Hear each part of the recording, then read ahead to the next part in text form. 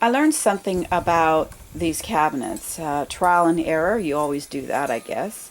But what I did was I took off the hardware and I labeled a cup to match the hardware, and I put a label like right here on each piece so that it goes with the corresponding cup.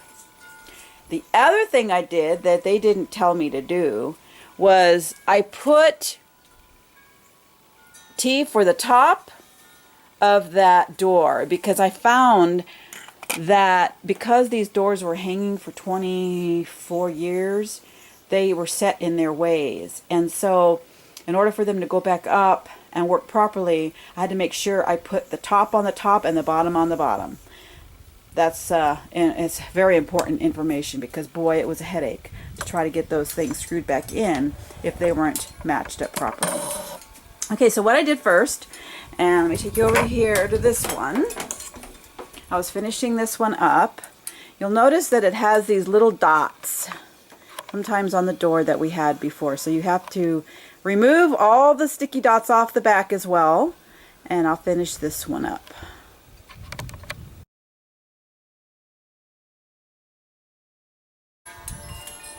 Okay, so the first thing we do is you put on some gloves. So this is when it gets kind of icky. And we're going to wash the boards. You wash them on both sides with this Rust-Oleum Cabinet Transformation Deglosser. And what it does is it actually deglosses this. Now you don't have to, I've done an extra step because it was a whole lot cheaper and easier actually. So what I'm doing is I'm going to clean it with the deglosser, rub it as much as I can, but I'm not going to kill myself over it. I'm just going to get it clean, okay? I'm not going to worry about getting the gloss off of it, because what I'm going to do is I'm going to use a primer. And that was made it so much easier for the actual base paint to stick. So I'm going to you just do this, and it comes with the scrubber and this cleaning stuff. And just clean off all the dirt off the back. So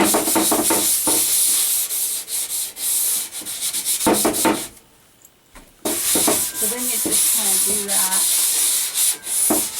So that you get the, some of the stuff is sticky. Make sure you get the edge, and you put more on this. Clean. A lot of dust. Okay, and once you wash it, you want to take a damp rag and wipe off all the soap.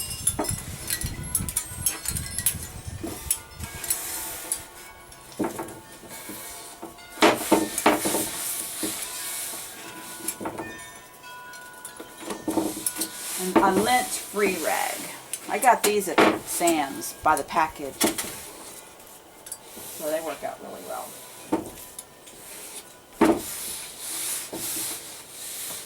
Okay, and then you take the dry rag and you wipe off the wet.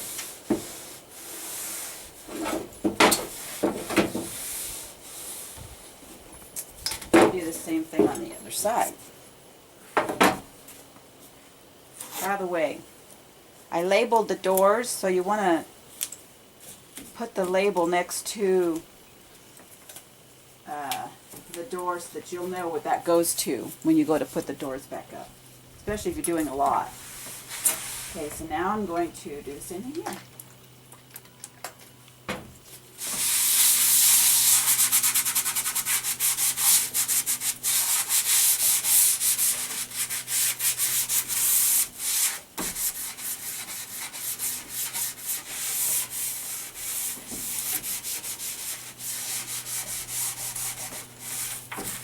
Since I have a lot of design in here, and it's hung for so long, got a lot of dust built up on the bottom edge on the inside. So make sure you get that nice and clean. And if I can't get into the corners, I'll get a toothpick and then use that to clean out the corners. Okay, so there's that door. And I just wipe it down.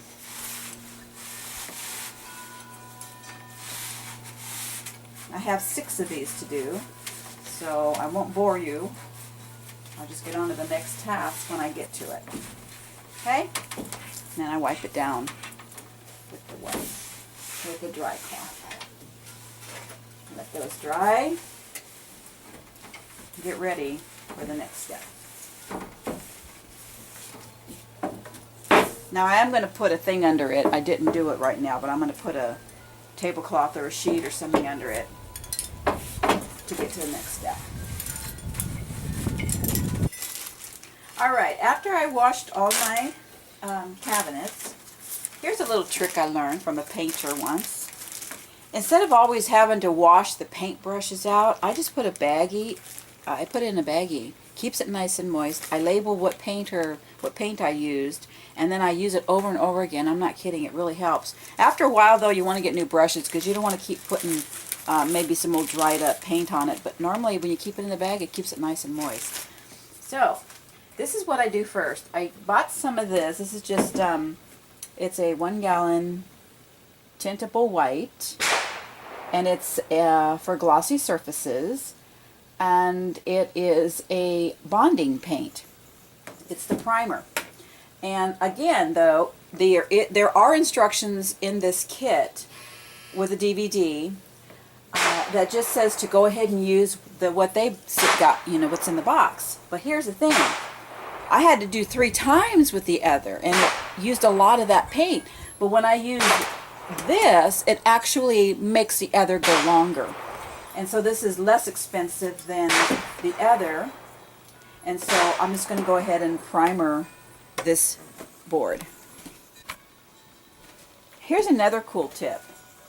I learned something, and maybe you all know this. This is all new to me, so I was learning some new things. But when I paint, I'm going to put a bunch in this thing. Because I found that if I don't do that, I'm going to put icky stuff back in the original can of paint, and that's not good. So at least this way I'm only putting a little bit in here, and then putting this aside. And then plus I'm not breathing a whole bunch of the paint. So that's nice just to kind of put that there. So then I have this. The cool thing about the primer is that if it gets too thick, you can just add a teeny bit of water to, not much, a teeny bit of water to it, and it thins it right out. But you don't want it too thin because the whole purpose of this is to cover the whole piece of wood, the door. So I'm just going to go ahead and do this. And you just make sure it covers it. There might be some streaks and stuff left over. Don't worry about it. Just get the basic bottom done. Make sure you do the edges, because I'm telling you what, forget to do the edges, you're in big trouble. I already did that once too. I've done a little bit of everything. So I'm going to go ahead and paint these.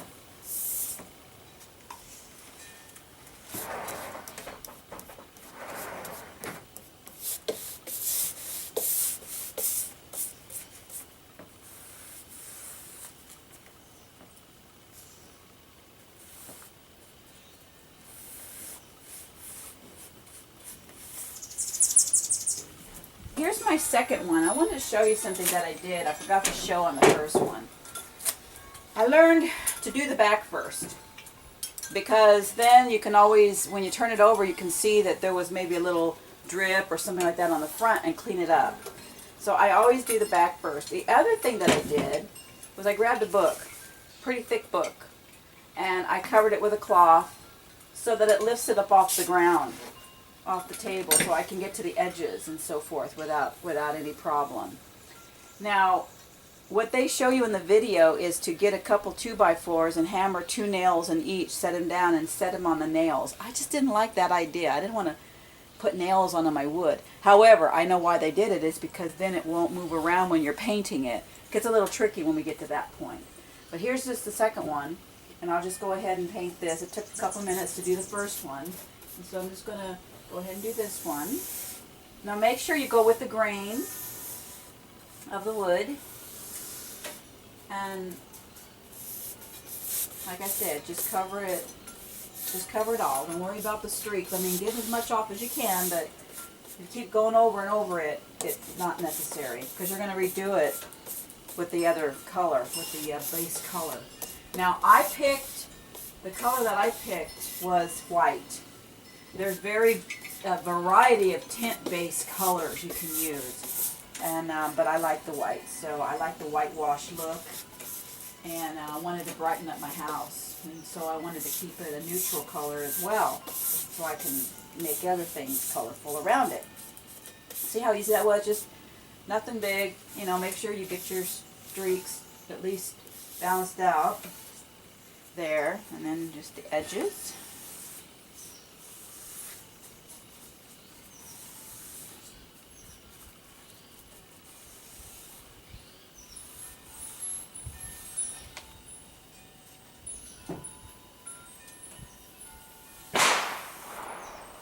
And that gun shooting in the background is my husband. I'm going to be heading out there in a minute after I do this to go shoot with him.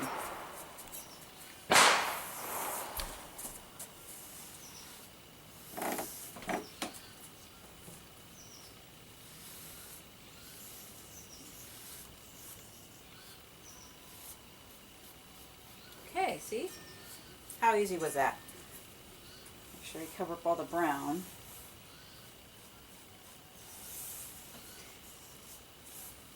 Okay.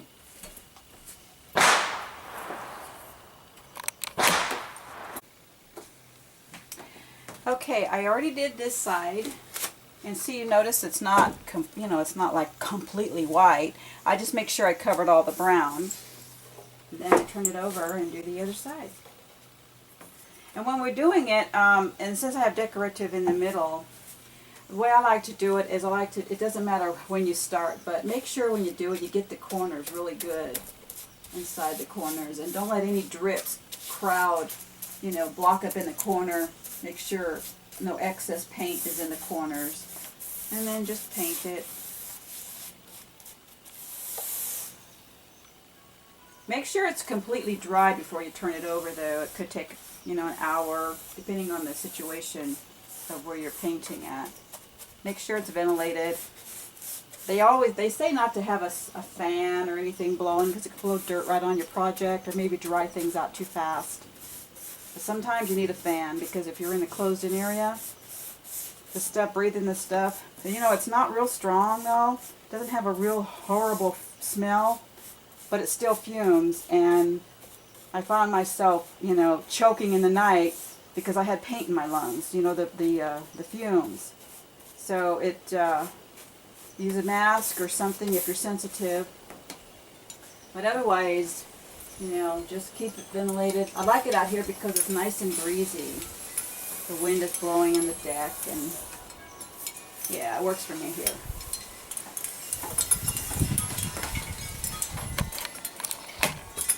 Okay, now what I do, after I put that primer paint on, I use the Cabinet Transformations Bond and Coat Step 2. And I'm going to put it on the bottom, and this is what I'm going to put the stain on, and then I'm going to wipe the stain off, and it's going to leave a mixture of the light color and the dark color, and it looks like a really pretty wood grain. But you just, finish putting on the bond coat. That's what this is called. And make sure it's all nice and covered. Now sometimes you don't need to go to the next step. This is the only step you need to do because you don't want to go any farther. You want it just to stay white. But I wanted the decorative coat, and that's what the next step is. And so this has to dry for a couple of hours before I put on the stain. So that'll be next, and I have done 6 of these, and I will be showing you how I did this one. Okay, and this is the 3rd step. Once it's all dry and you put your base coat on, now you take if you want to continue and make a really nice texture on your doors, you use the decorative glaze step 3, which is optional. And I love this part, but it is the messiest part of them all, and you have to work fast, especially if you're in a place where there's a little breeze, because it dries fast. And what happens is that once you put it on, you got to wipe it off just as fast as you put it on. Otherwise, it's going to get too dark, and then you have to keep rubbing it to get it lighter to the color you want. It's a good idea to take a look at your other cabinets, because you don't want them all to look different colors, though that's kind of what happened to mine. I've got, looks like that one doesn't go to that one, but it's very, very rustic looking in there, and I'm really happy with the way it turned out. Okay, and so what all you do is you put on some rubber gloves, and they provide you with this gauze looking cloth, and they tell you to double it up and use it doubled strength. But I'll tell you what, it's a big waste, so I like to, it's because I don't want you to make your fingers mark through it and leave streaks, so I'm pretty careful that I'm going to just use one piece, and I like to start with the edges, and I am starting with the back, because then if I mess up the back a little bit, you know, if I turn it over and I do the front and mess it up a little bit, the back is what's going to be messed up, not the front. Because sometimes I forget to wipe some off and it gets a little darker on the inside. So at least on the inside, plus it helps you practice on how it's going to go out on your, the color's going to show up on your wood. So, first thing I do is I just paint. Now this is going to be a white door. It's interesting how it's brown. So I do it as quickly as I can, all the way around. And let's see, let's go like that. And then all the way around. And because I do like to keep it as light as possible, I'm going to work fast at putting the middle on as well. And I'm only going to do like half of this. This is a pretty long door. So I'm going to just do like this. They say in the video that you get with this to go ahead and do it up and down, okay? To go ahead and, you know, do the whole piece, but I don't know. It just seems to get too dark for me. So then you just wipe it. Wipe it down. And wipe it down. And wipe it as fast as you can. Okay. And then keep going over a little bit, turning the cloth around so that you get more of the white. And of course, the more you rub, the lighter the grain. It's interesting how it makes it look like wood grain when you're done. Then of course the edges. Wipe the edges down.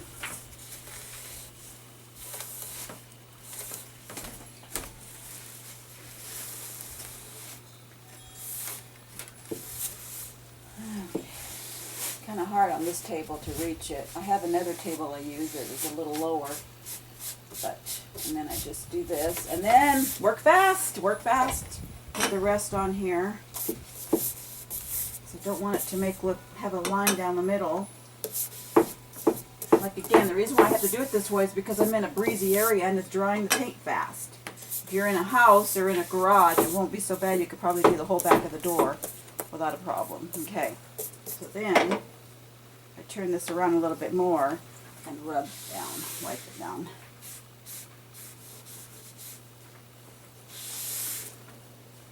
Then I will use two probably on this door because I want to use a new clean one to really rub it down. Okay? So, now watch what your other hand is doing because you can leave fingerprints through the gloves. You don't want to do that. Okay, so and there's a little spot that's a little darker, and I make sure it's all nice and done. And I make sure on the bottom too, if it dripped underneath, that I don't leave any drippies to the front of the door. Okay. And there's that. And the more you rub, the lighter it gets. So you don't want to rub it all off unless you want to. Leave it lighter. Okay. So this will dry. This takes a little while to dry, not maybe an hour. Isn't that pretty? Look at that. It's got a green to it. Now that's the back of the door. Now I'll go ahead and do the rest of my doors. So it took quite a while for the paint to dry, and there was a couple of touch-ups that I had to do. I missed a couple spots, so I had to let it dry overnight. So this morning I am out here in the backyard and I'm putting on the protective top coat, step 4. This is the last step, people.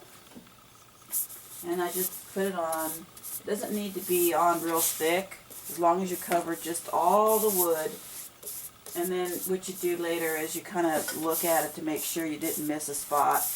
You know, let the light shine on it. Look down and make sure you get all the pieces. And, you know, if you see something later that hasn't been covered, you can just touch it up. It'll dry quickly. You do want to wait, they say wait 8 hours before you know, maybe turn it over and do the other side, but I don't wait 8 hours. I just wait till it dries. And then I turn it over and do the other side. Oh, there's a spot I missed right there. Okay. And then make sure you do the edges. And also catch any drips. This is when it gets a little interesting.